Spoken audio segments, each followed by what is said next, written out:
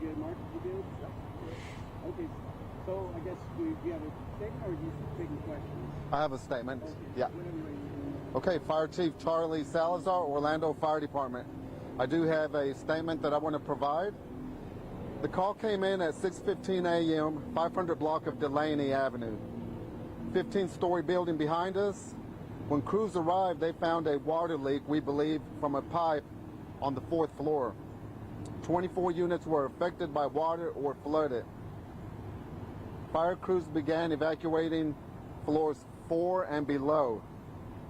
A plumbing company is out here and they believe that they might be able to repair the water leak in a few hours. The elevator is out of service and it needs to be serviced.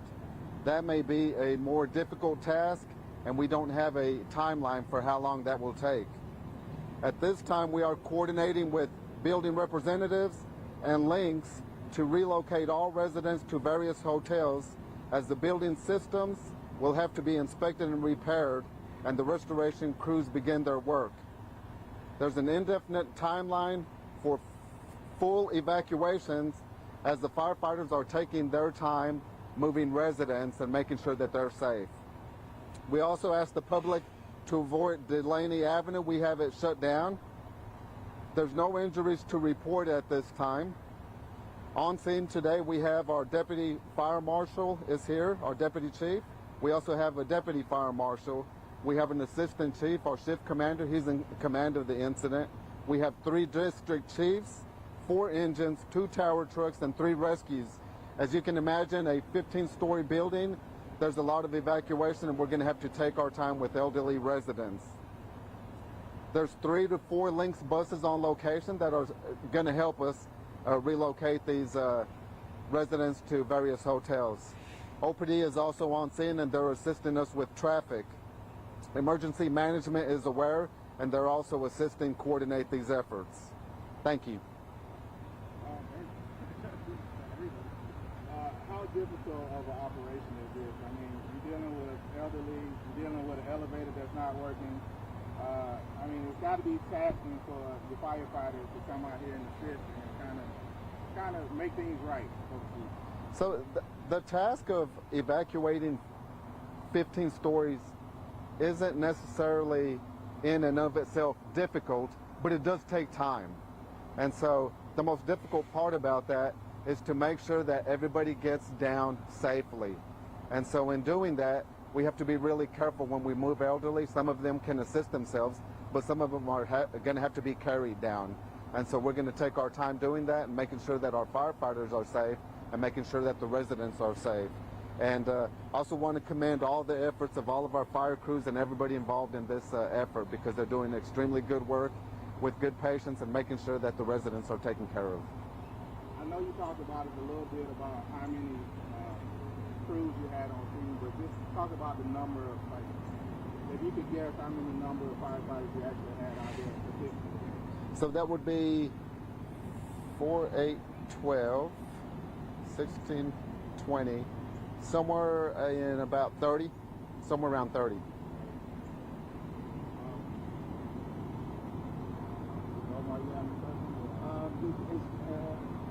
I guess the power was shut off at some point, is that?